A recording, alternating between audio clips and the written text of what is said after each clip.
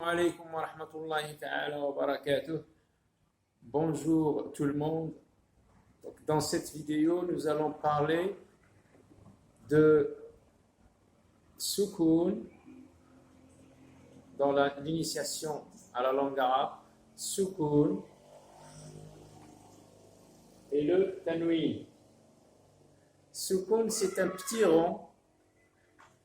rond qu'on met sur la lettre pour signifier que cette lettre ne sonne pas. Et soukoun, d'ailleurs, en langue arabe, ça veut dire l'absence de bruit, le calme. Et dans la langue arabe, ça signifie que la lettre ne sonne pas. J'ai donné un exemple au tableau, on va le voir. Et puis, on va parler de Tanwin. Le Tanwin, ce sont ces signes diacritiques.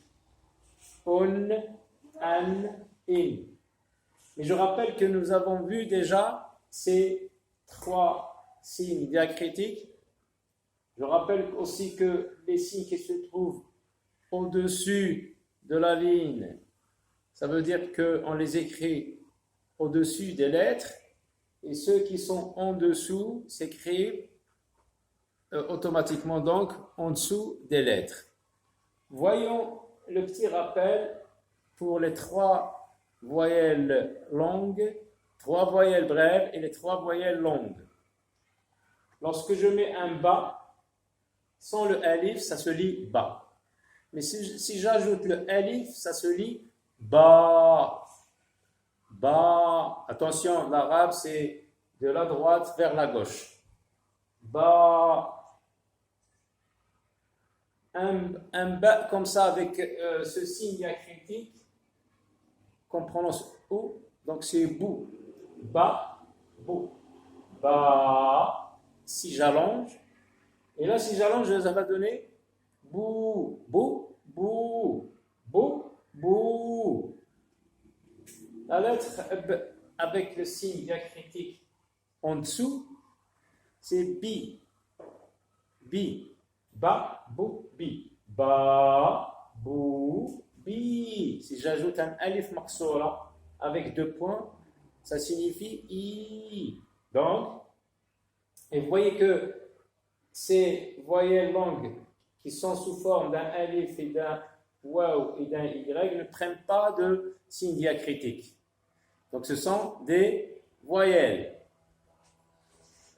La même chose pour, par exemple, une autre lettre qu'on prend comme ça au hasard. Le kef, si je mets le signe diacritique A, ça donne K, ou Kou, I, ça donne Ki. Si je veux l'allonger, ça va donner K, Kou, Ki. K, Kou, Ki. Ça, c'était un petit rappel des trois voyelles brèves et trois voyelles longues. Pour le soukoun, donc on a dit, lorsqu'il se trouve sur une lettre, il y a absence de sonorisation de la lettre. La lettre ne sonne pas. Exemple, ma, ke. Vous voyez, tout à l'heure on a dit ka, kou, ki, et là ça devient ke. C'est comme lorsqu'on fait le son k en orthographe en français, on dit que k s'écrit C, Q, U, K, etc. Maktabun. Maktabun. Donc, toutes les lettres de l'alphabet arabe, lorsqu'elles prennent un soukoun, donc il y a absence de sonorisation, ça ne sonne pas. Donc, il n'y a pas de voyelle.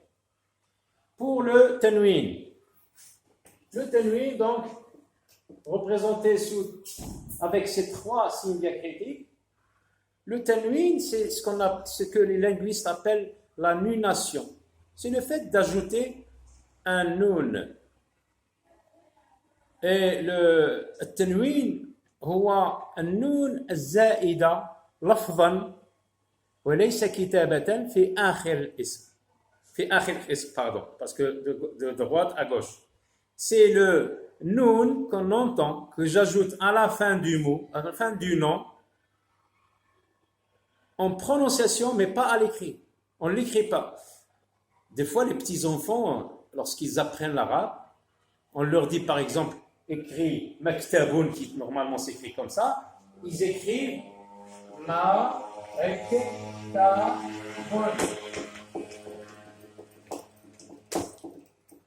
Ils écrivent le noun qu'ils entendent.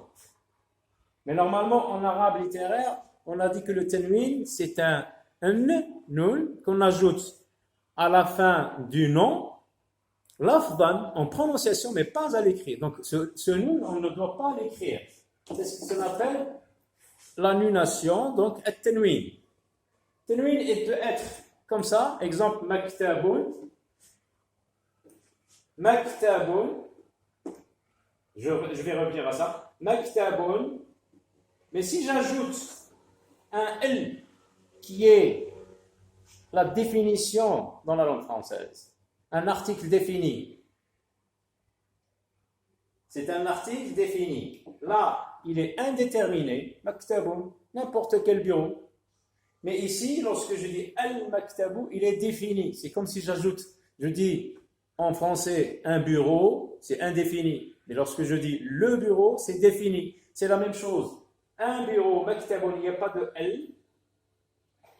Et là, si j'ajoute L, le tanwin disparaît.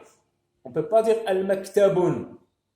Parce que maktaboun, donc, signifie ici l'indéfinition, l'indétermination. Il n'est pas déterminé. Donc, ça, c'est lorsque il y a un. Et lorsqu'il y a un, ces signes diacritiques s'ajoutent au haut de la alif. Maktaban, al-maktaba, al-maktaba, maktaban, al-maktaba. C'est indéfini, maktaban. Mais si je dis al-maktaba, par exemple, ishtaraytu al-maktaba. Ce signe diacritique qui se trouve en bas, on dit in, maktabin. Donc, maktabun, maktaban, maktabin. Un, an, in. Un, an, in. Maktabun, maktabin et maktaban. C'est ça le tanwin. Donc, des fois aussi, beaucoup de gens se trompent, beaucoup de personnes se trompent lorsque je leur dis par exemple, vas-y, entoure le tanwin. Il est où le tanwin? Maktabun.